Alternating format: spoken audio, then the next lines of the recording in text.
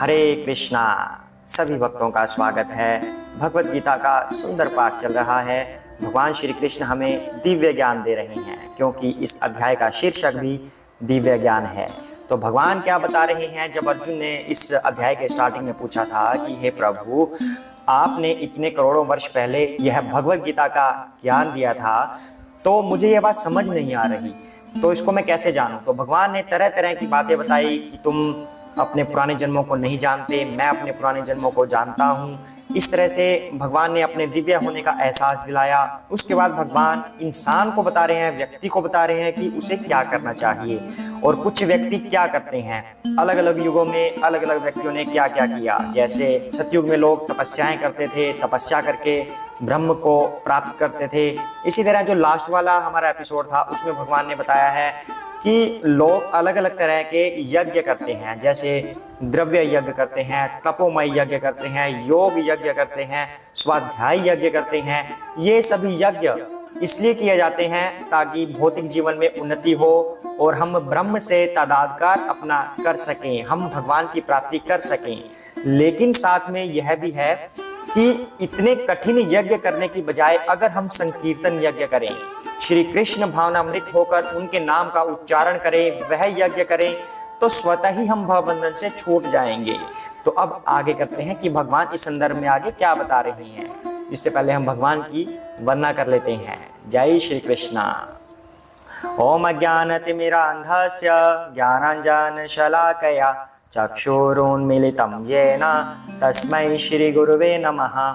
श्री कृष्ण चैतन्य प्रभु नित्यानंद श्री अद्वैत गदाधर श्रीवासादि गौर भक्त वृंदा। हरे कृष्णा कृष्णा कृष्णा हरे हरे, हरे राम राम राम हरे हरे, हरे कृष्णा। तो चलिए अब पाठ को आगे बढ़ाते हैं। हरे कृष्णा।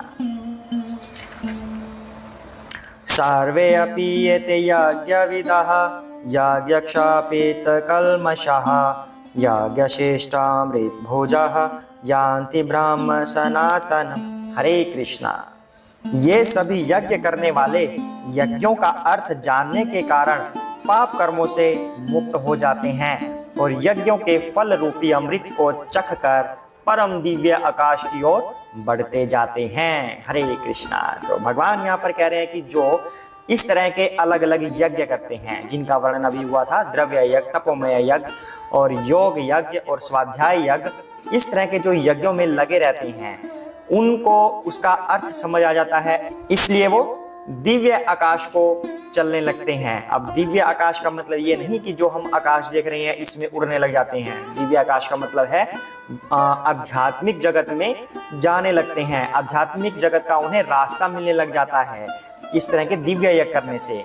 लेकिन एक बात और है, इतने कठिन यज्ञ कर पाना थोड़ा मुश्किल होता है, इसलिए हमें कृष्ण भावनामृत यज्ञ करना चाहिए, संकीर्तन यज्ञ करना चाहिए, तो हम इस भवबंधन से स्वतः ही छूट जाएंगे। हरे कृष्णा। आगे बढ़ते हैं। न अयं लोकः अस्ति अयज्ञस्य कुतः अन्यः कुरु सततम्। हरे कृष्णा। हे कुरुश्रेष्ठ, जब यज्ञ के बिना मनुष्य इस लोक में या इस जीवन में ही सुख पूर्वक नहीं रह सकता, तो फिर अगले जन्म में कैसे रह सकेगा। हरे कृष्णा।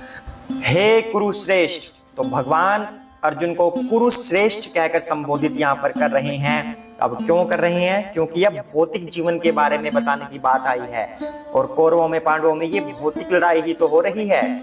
तो इसलिए भगवान कह रहे हैं कि हे कुरुश्रेष्ठ, अब सुनो तुम मेरी बात, कि मनुष्य इस लोक में भी यज्ञ के बिना नहीं रह सकता, तो अगले जन्म में क्या रहेगा। अब सबसे मेन बात यह है कि हमारा अस्तित्व इस जगत में है ही क्यों? हमारे पापमय जीवन की वजह से। हमने पहले कभी कुछ पाप किए थे, इस वजह से हम इस भौतिक जगत में हैं। ये बात समझ लीजिए कि इस भौतिक जगत में सुख होना बहुत ही मुश्किल है, क्योंकि पाप की सजा भुगतने ही हम यहाँ पर आते हैं। दूसरी बात, हमसे पाप होते क्यों हैं? अज्ञानतावश हमसे पाप होते हैं, इसलिए हमें ज्ञान की तरफ बढ़ना चाहिए।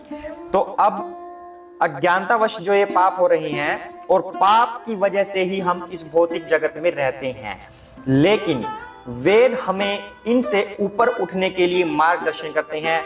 हमें धर्म, अर्थ, काम, मोक्ष, इन सब के बारे में अवसर प्रदान करते हैं कि हम इन्हें जानें और इनकी ओर आगे बढ़ें। तो अगर हम वेदों का अनुसरण करें तो हम स्वतः ही कम से कम अपनी आर्थिक समस्याओं से तो ऊपर उठ ही जाएंगे, और जैसे ही हम आर्थिक समस्याओं से ऊपर उठे हमारे शरीर का निर्वाह आराम से हो सकेगा। उसके बाद हमारा भौतिक जीवन सुखपूर्ण चलता रहेगा, सुखपूर्वक चलता रहेगा। फिर बारी आती है विवाह की, फिर विवाह होता है, फिर उसमें हम आगे बढ़ते हैं, हमारा भौतिक जीवन चलता रहता है और फिर अंत में अगर हम वेदों का अनुसरण ही करते रहें, कोई ना कोई यज्ञ तप करते रहें, तब हम आध्यात्मिक लोक की तरफ बढ़ने लगते हैं। इसी तरह अब भगवान यहाँ पर कह रहे हैं कि इस जन्म में तो तुम यज्ञ के बिना नहीं रह सकते, तो अगले जन्म में कैसे रहोगे। तो अब दूसरी बात, जो इस तरह के ये यज्ञ होते हैं, पहली बात तो कलयुग में करने ये कठिन है। कलयुग में आप उतना ही कर पाएंगे जितना आपको प्रेजेंट लाभ के लिए फलदायक होगा। जैसे कि आप कोई भी यज्ञ करते हो, कोई अनुष्ठान करते हो कि मुझे उस देवता की पूजा करानी है ताकि धन में वृद्धि हो, सुख शांति हो परिवार में, इस तरह के हम यज्ञ करवाते हैं। लेकिन इस तरह के यज्ञ करवाने से हम सिर्फ इस जन्म तक अपने सुख भोग सकते हैं। उन यज्ञों का फल सिर्फ इस जन्म तक हमारा रहेगा, लेकिन इस जन्म के बाद क्या। तो भगवान कह रहे हैं कि इस जन्म में ही तुम्हें यज्ञ की जरूरत है, तो आगे तो और भी ज्यादा जरूरत पड़ेगी। तो इससे बेटर ये है कि जो फल हमें सिर्फ यहां तक मिल रहे हैं जिन कर्मों को करके, तो हम उन कर्मों को उस चीज में बदल दें कि हमारा अगले जन्म में भी सुधार हो जाए। तो वो रास्ता है संकीर्तन यज्ञ। हमें कृष्ण भावनामृत होकर संकीर्तन यज्ञ करना चाहिए, जो करना भी आसान है और जिसका फल इस जीवन में तो है ही, पर इस जीवन के परे भी है। और हो सकता है हम इतना सुंदर संकीर्तन यज्ञ करने लग जाएं, इतने पवित्र भाव से करने लग जाएं कि हमें दोबारा जन्म ही ना लेना पड़े। हम इसी जन्म के बाद भगवान के धाम चले जाएं, भगवत धाम चले जाएं, गोलोक वृंदावन चले जाएं हमेशा हमेशा के लिए, और हमें मुक्ति मिल जाए। तो ये भगवान यहाँ पर कहना चाह रहे हैं कि अगले जन्म में तो कैसे पॉसिबल होगा, जो हम कह देते हैं कि चलो फिर कर लेंगे, बाद में टालते रहते हैं चीजों को।